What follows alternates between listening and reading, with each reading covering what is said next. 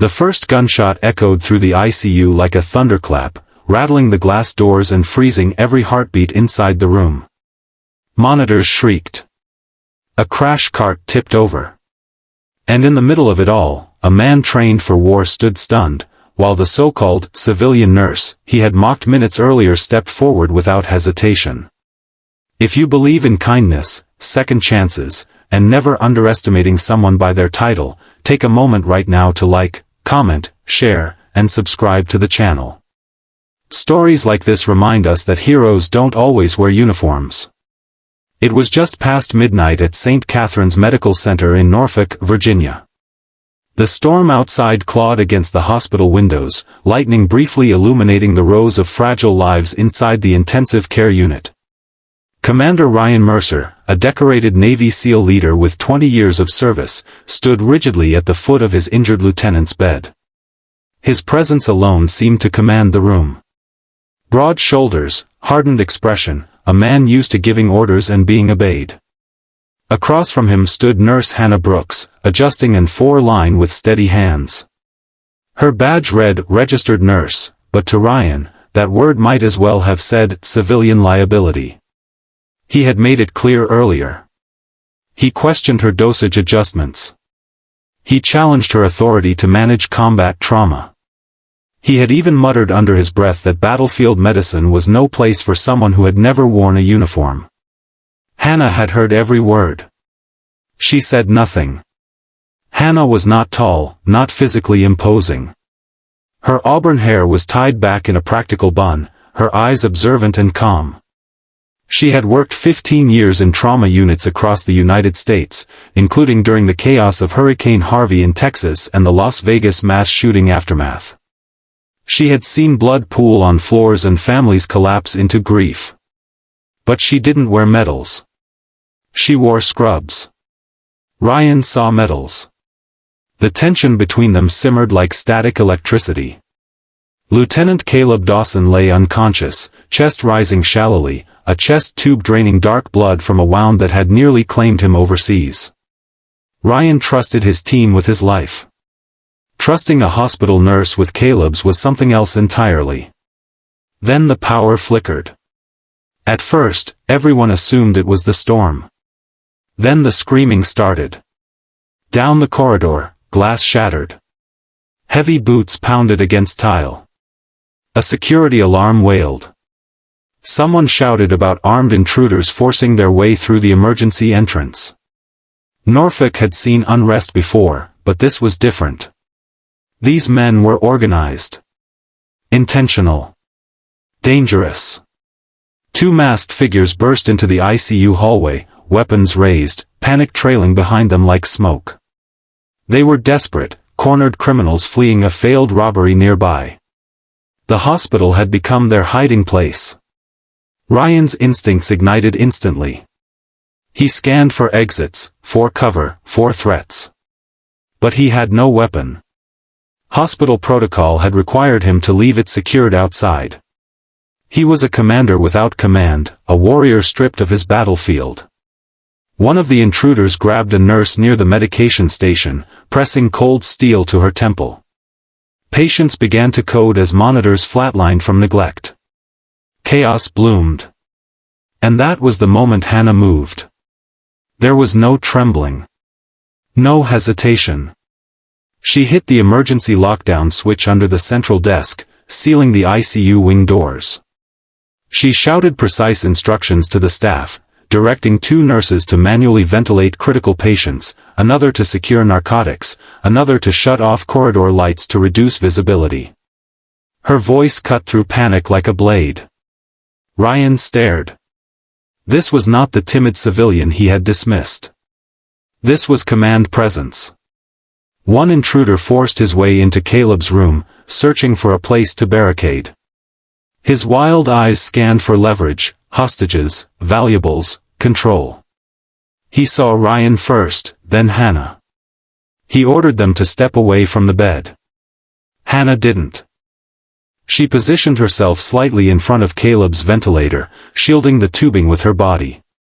She spoke calmly, her tone firm but not confrontational. She redirected the intruder's focus away from the patient, subtly guiding him toward the supply closet down the hall under the guise of better cover. She knew the layout intimately. She knew the angles, the blind spots. Ryan realized she was buying time. Security and local police were already responding, but minutes can feel like years when a life hangs by a thread. The second intruder attempted to break through the secondary ICU entrance but found it electronically sealed. Frustration escalated. A second gunshot fired into the ceiling, sending plaster raining down. Caleb's heart monitor spiked erratically. Hannah glanced at the screen and made a split-second decision. She ordered Ryan to apply pressure to a line that had dislodged in the chaos. He obeyed without thinking. Her authority was no longer questioned. It was needed. The intruder grew agitated, pacing, shouting. He grabbed a tray and hurled it across the room. Instruments clattered violently. Hannah's eyes never left him, but her hands adjusted medication with flawless precision. In one fluid motion, she activated a silent distress alarm hidden beneath the medication cart while maintaining eye contact with the gunman. It was subtle. Invisible. Ryan saw it. He saw strategy. He saw courage. Sirens grew louder outside. Flashing lights pierced through rain-streaked windows. The intruder realized time was running out. Desperation turned to recklessness. He lunged toward Caleb's bed, perhaps intending to use him as leverage. Hannah stepped directly between them. It wasn't dramatic. It wasn't slow motion. It was instinct. Ryan moved simultaneously, tackling the intruder as he lost balance on spilled saline pooling on the floor. The weapon slid away, skidding under the bed. Hospital security, now reinforced by Norfolk police, stormed in seconds later and subdued both men. Silence returned in fragments. The storm still raged outside, but inside the ICU, something had shifted. Caleb's vitals stabilized. Staff regained composure. The crisis passed. Ryan stood there, chest heaving, rain-soaked boots leaving prints across sterile floors. He looked at Hannah, not as a civilian. Not as an outsider.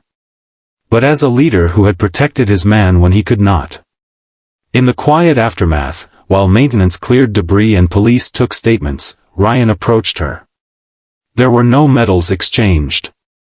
No dramatic apologies. Just a simple nod, heavy with humility. He had judged her by uniform.